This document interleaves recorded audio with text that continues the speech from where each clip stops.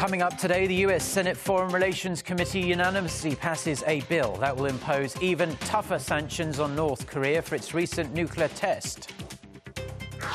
Mixed signals for the South Korean economy. The country's construction and overall industrial output rises for the first time in 3 months, but manufacturers' business sentiment slumps to its lowest level in 7 years. Plus, the World Health Organization warns the Zika virus is spreading explosively in the Americas and could infect up to 4 million people this year. Stay tuned for these stories and more.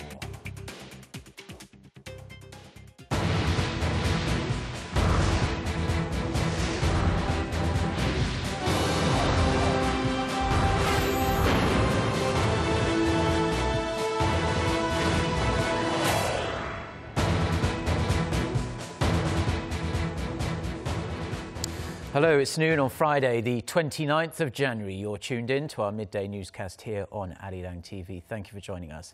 I'm Mark Broom. Our top story this afternoon, a US Senate committee has passed a bill that'll broaden already tough sanctions on North Korea. Once signed into law, it will target anyone directly or indirectly contributing to Pyongyang's nuclear activities or other violations. Washington's move comes in response to the regime's recent nuclear test. Guansua starts us off. The most meaningful and comprehensive response is how a U.S. senator described the approval of a bipartisan bill against North Korea, a regime that threatens U.S. national security interests and those of its allies. The U.S. Senate Foreign Relations Committee on Thursday unanimously passed legislation that imposes broad sanctions on North Korea in the wake of its fourth nuclear test. The bill calls for sanctions on any individual who contributes to North Korea's nuclear program and proliferation activities, human rights abuses, cyber attacks, and other crimes. The legislation also targets Pyongyang's trade in minerals and coal, believed to be a key source of hard currency for the regime. Senator Cory Gardner, who co-sponsored the bill, said in a statement that North Korea's fourth nuclear test marked the third of its kind during President Obama's term in office. He added that it was evident the North's capabilities were growing and the U.S. could not afford to turn a blind eye to the threat. The bill follows a similar but less extensive bill passed by the House of Representatives a week after the North's nuclear test. The committee expects the new bill to be approved by the full Senate within weeks and eventually be signed into law by President Obama.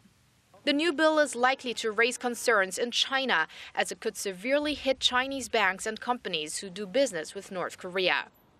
China remains a major stumbling block to a new UN Security Council resolution on North Korea for its nuke test. Despite holding an emergency meeting on the matter more than 3 weeks ago, the Council is still deliberating on how strongly to punish the North.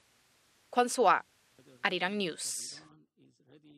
Now, following a report out of Japan this week, speculation of a similar nature is emerging from the United States on a possible long-range rocket launch by North Korea. A U.S. defense official was quoted by the AFP news agency as saying that Pyongyang appears to be preparing for some kind of rocket launch. The official, however, said the U.S. couldn't be sure whether it was a planned ballistic missile test. The official said it could be aimed at putting a satellite into space. However, the US and its allies view North Korea's claims of a space launch as cover for ballistic missile tests anyway. South Korea's rival political parties will hold a plenary session this afternoon to put a set of bills, including the North Korean human rights and the corporate revitalization bill, to a full floor vote. The former calls for efforts to boost international awareness of North Korea's grave human rights situation and to guarantee humanitarian aid from South Korea is not being misdirected for other uses. The revitalization bill, also known as the one-shot bill, is aimed at offering support to companies that want to overhaul their organization to improve overall efficiency. The two parties are still struggling to reach a compromise on other bills like the 4 labour-related reform package and counter-terrorism, as well as a revision to the country's electoral map. More mixed signals about the shape of the South Korean economy. On the one hand, the nation's industrial output rebounded last month, which is a positive sign, of course. However, manufacturers' business sentiment is now at its lowest point in 7 years due to the ongoing economic uncertainties both here and abroad. Our Hwang Ji-ae has the details. Output across all industries in Korea was up 1.2% in December, marking the first rise in 3 months. Statistics Korea says the rebound came on the back of strong performance in the construction sector, boosted by sales of apartment units and government investment in infrastructure. But it's also coming from a low base effect. Industrial output was on a downward trend for 2 straight months in November as production in the mining, manufacturing and construction sectors was hit hard by slumping exports. And prospects for this year look dim, with uncertainties that threatened the economy last year still lingering. The slowdown in China, especially the investments by the Chinese government, will drag down shipments of Korea's major export items like capital goods. With the pace of growth losing steam in the world's second largest economy on top of low global oil prices, businesses are not happy. The Bank of Korea says the manufacturer's business sentiment index for this month fell 2 points from a month earlier to 65, well under the benchmark 100, which means pessimists outnumbered optimists. The figure is the lowest since early 2009, when the country was struggling from the aftermath of the global financial crisis. Hwang Ji-ae, Arirang News. Now, oil prices are continuing to rise a touch, boosted by anticipation that OPEC and non-OPEC producers may start coordinating production cuts. But analysts say while discussions are one thing, actual production cuts are unlikely in the near future, at least. Our Son Jung-in has the details. Oil prices climbed for a third straight day Thursday, marking the first such streak this year. Both West Texas Intermediate and Brent crude for March delivery rose above $33 a barrel. The spike came amid speculation OPEC could soon slash production over a week after oil prices slumped to below $28 for the first time in 12 years. At one point during the trading session, oil prices had jumped as much as 8%.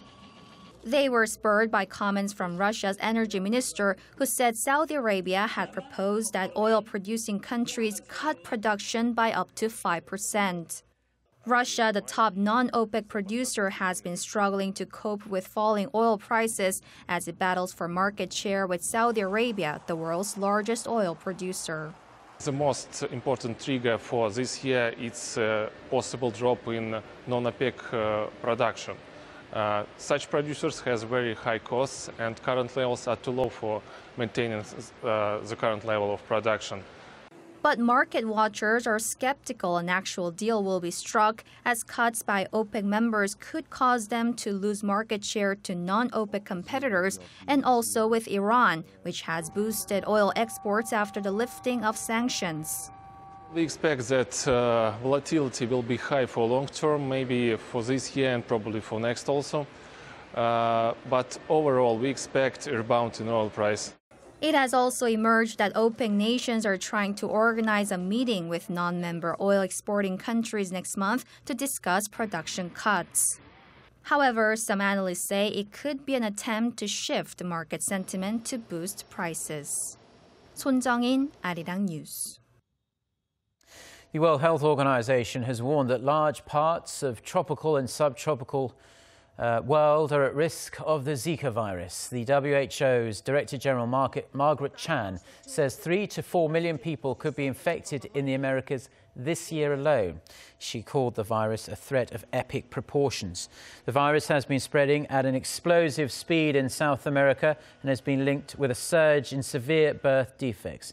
Symptoms of the virus itself are usually mild, but Zika seems to pose a serious risk to pregnant women and their unborn babies because of the assumed link with microcephaly, which causes babies to be born with small heads and brain damage.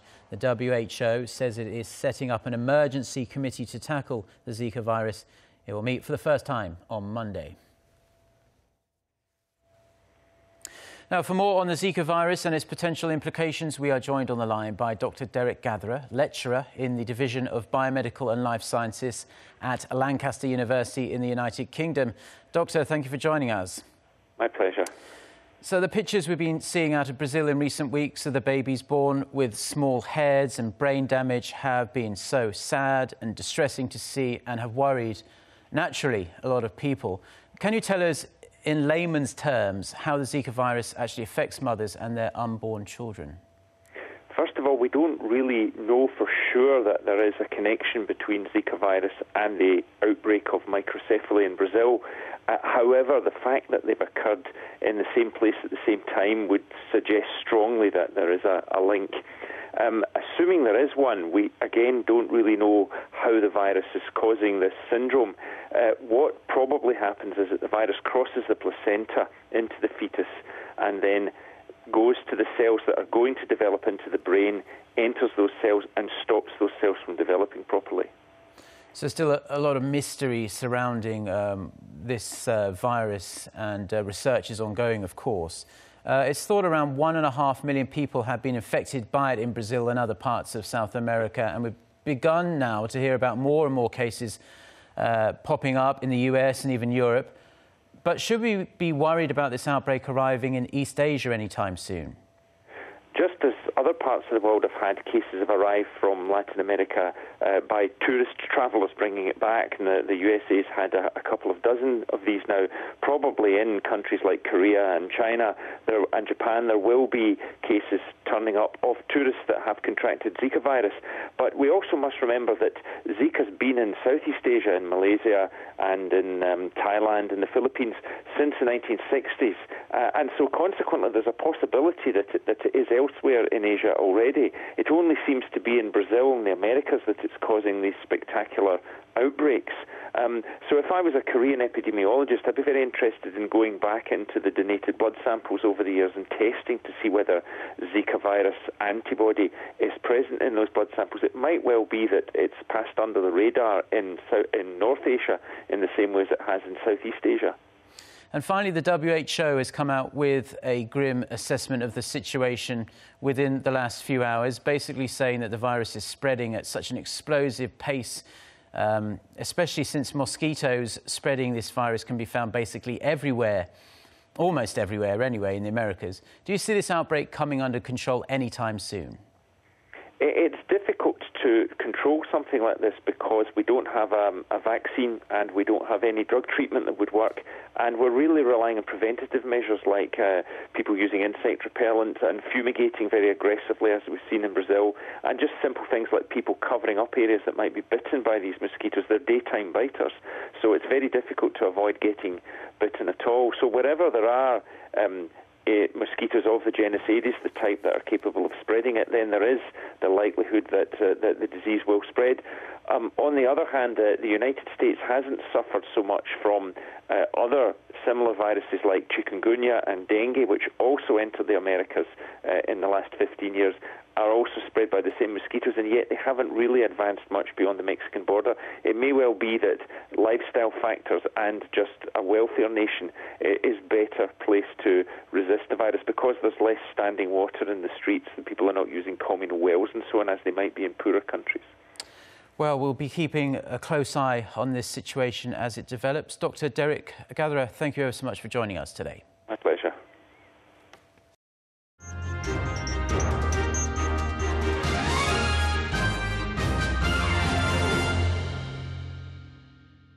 Now, another news. Seoul and Korea's southern resort island of Jeju have been ranked among the world's top 100 destination cities.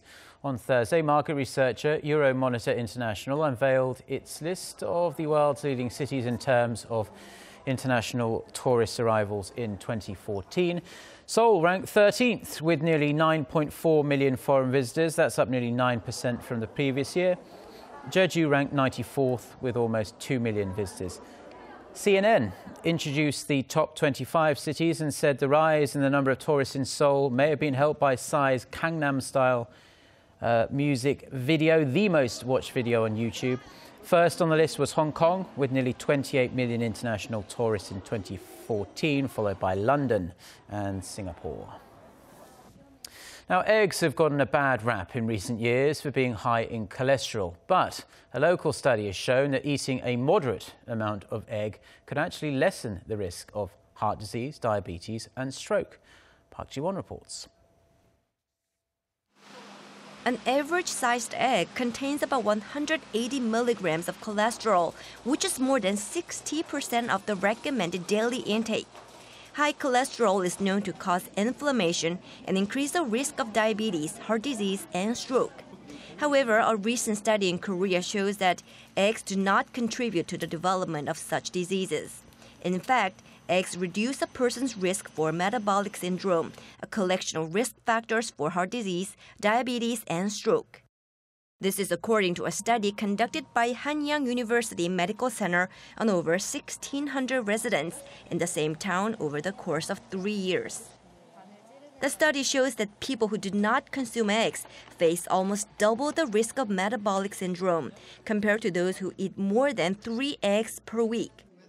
The research team found that antioxidants in eggs improve insulin sensitivity in the body, and protein in the egg reduces fasting blood sugar levels. However, the researchers cautioned individuals with pre-existing metabolic disorders like diabetes, as egg consumption could increase risk factors for cardiovascular disease. The research team also noted that those surveyed ate 1 egg a day on average, so excess consumption of eggs should be avoided. The results of study were revealed in the latest edition of PLOS ONE, scientific journal published by the Public Library of Science in the U.S. Park Ji-won, Arirang News. Well, those are the news stories we're following on this Friday afternoon here in Seoul. I'm Mark Broom. Thank you as always for tuning in, and we'll be back throughout the day with more newscasts. Enjoy your weekend. Goodbye.